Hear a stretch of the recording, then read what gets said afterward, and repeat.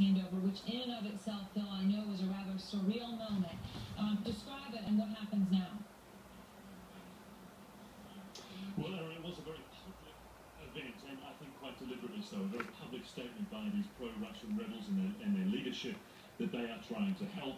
They wanted it to be an example to the world that they are cooperating, they are sensitive to international concerns. So they called all the international media in Donetsk at the moment to their headquarters to witness this handing over ceremony. The group's self-appointed leader, Alexander Borodai, came out along with members of the Malaysian delegation.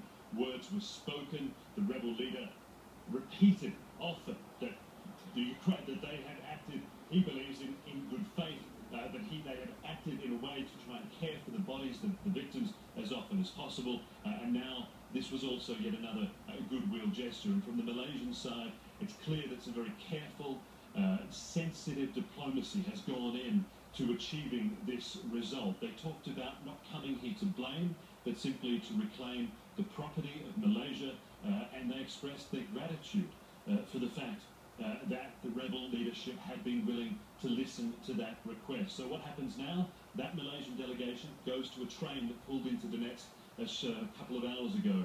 Now they'll take those black boxes.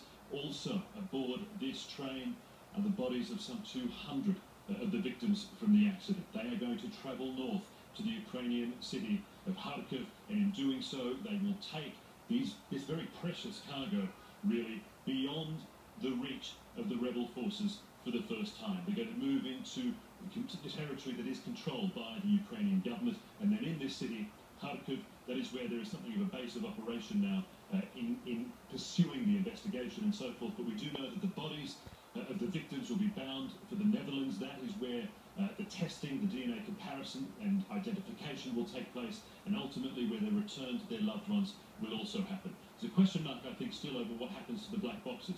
Where will they be analysed? We're not sure of that just yet, but we do know that they are in the possession of this Malaysian delegation and that they are shortly due to move beyond the territory of these pro-Russian separatist rebels. Thank you very much.